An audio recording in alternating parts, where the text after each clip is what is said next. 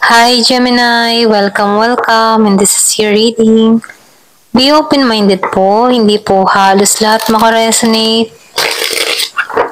Thank you nga po pala sa mga nagsusubscribe, sa mga bumabalik, maraming pong salamat. Give me the message for Gemini, ano yung mensahe sa'yo?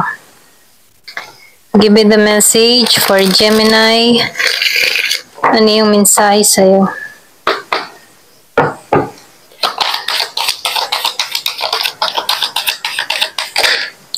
Ooh. Meron akong nakikita ditong malinaw na pagbabago. Yung iba sa inyo, meron kang iniintay dito eh. Meron kang iniintay dito na maging malinaw na ang lahat. So, tingnan pa natin kung ano tong kalinawan na parating sa'yo. Okay.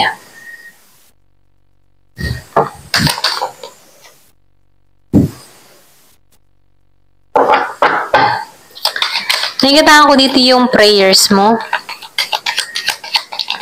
Meron kang mga hiling, meron kang dinadasal dito na kung saan iniintay mo na lang yung resulta o iniintay mo yung sagot sa mga dasal mo.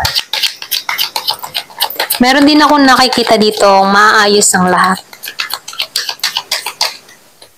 Meron kang masasakatuparan dito na kung saan magbibigay sa'yo ng kapahingahan. Bagong simula. So, merong bagong simula sa iba. Ito na yung nakikita ko. Ito na yung bagong yugto. Yung mga nangyari sa'yo, mga mahirap na sitwasyon, temporary lang to. Kahit meron kang naranasan dito ng mga problema, parte yun ng buhay, okay?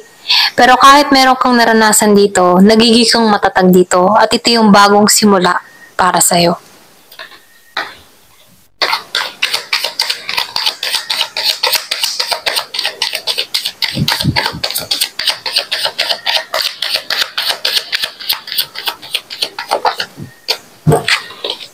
Wow! Talagang bagong simula.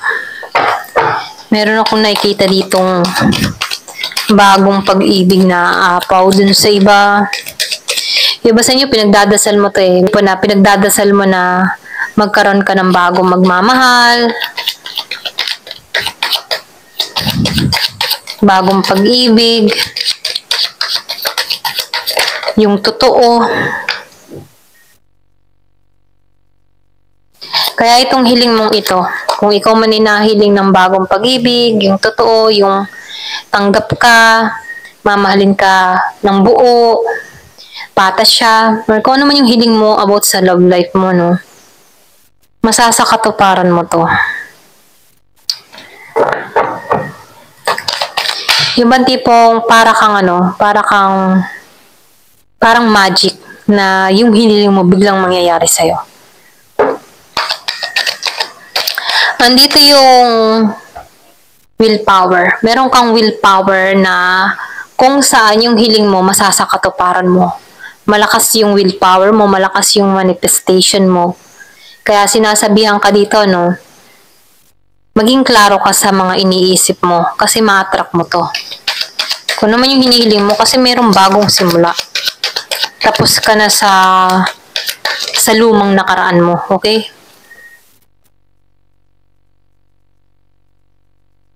So, nakikitaan ko dito, yung healing na nangyari sa'yo. Merong nangyari sa'yo na malaking pagbabago, meron kang inayos sa sarili mo.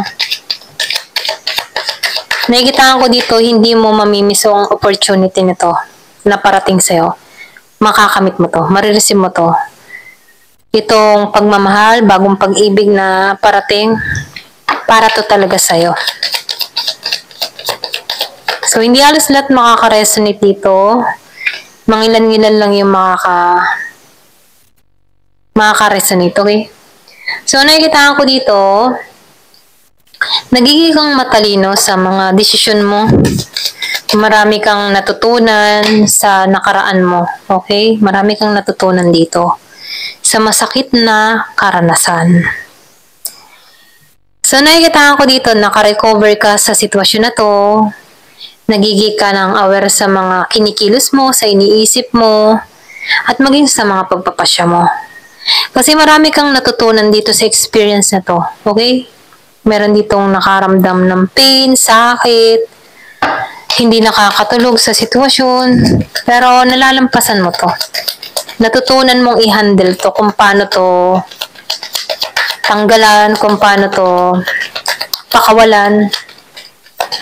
So, nakikitaan ko dito na nagiging kang maayos sa sitwasyon.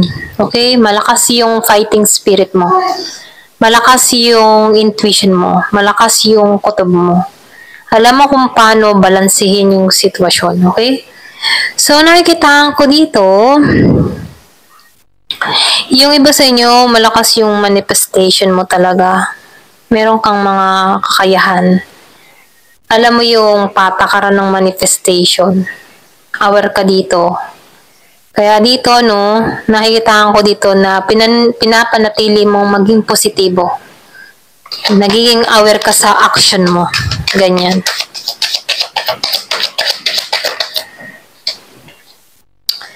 Kasi napaglinlang ka na dito before, okay, sa The Lover Reverse.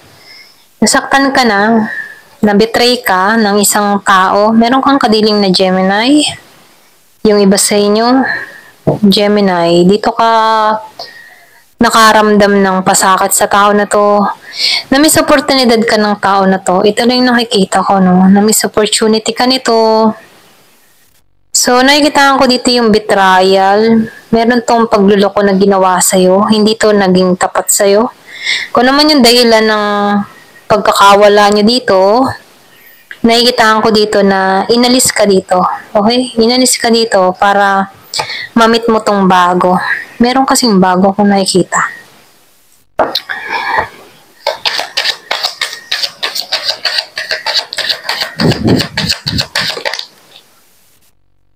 O, diba? Lumabas ang 5 sword reverse. So, nakikita ko dito, nalampasan mo to. Kung makikita mo dito, no, binuhusan ka nito parang ginago ka dito. Pero dahil lumabas siya, dito na naka-reverse. Nakikita ko dito na nakaraos ka dito. Napagtagumpayan mo na to. Hindi ka na nito makokontrol. Ikaw mismo, control mo yung sarili mo. Wala nang makakapagdikta sa'yo kundi ikaw lang. So dito, pwedeng ikaw manipulate ka ng tao na to, ginago ka nito. Kaya dito, no, nakontrol mo yung sarili mo. Naitayo mo muli yung bandera mo. Ganun lang yung nakikita ko. Malakas talaga yung Gemini. Meron ding Aquarius and Libra.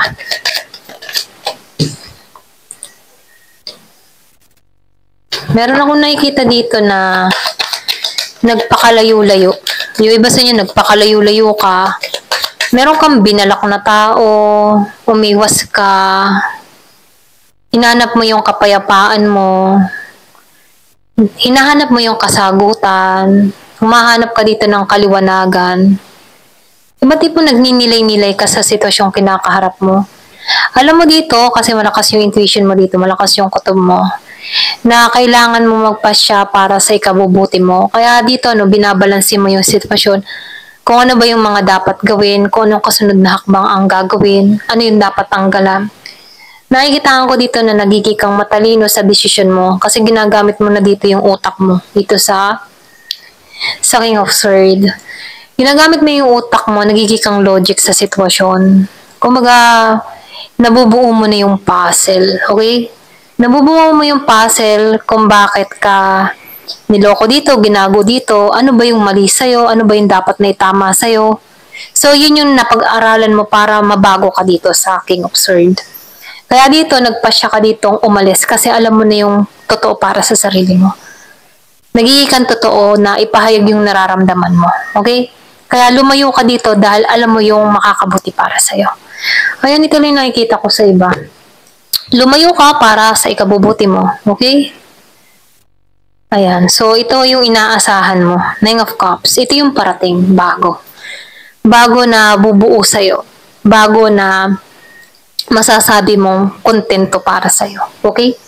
So, ito yung naghihintay sa'yo, happy family, dun sa iba. Ito yung parating. Kasi tinanggal ka dito sa masalimuot na experience sa larangan ng pag-ibig or kahit sa mga kaibigan, grupo, ganyan, na mapanakit sa'yo.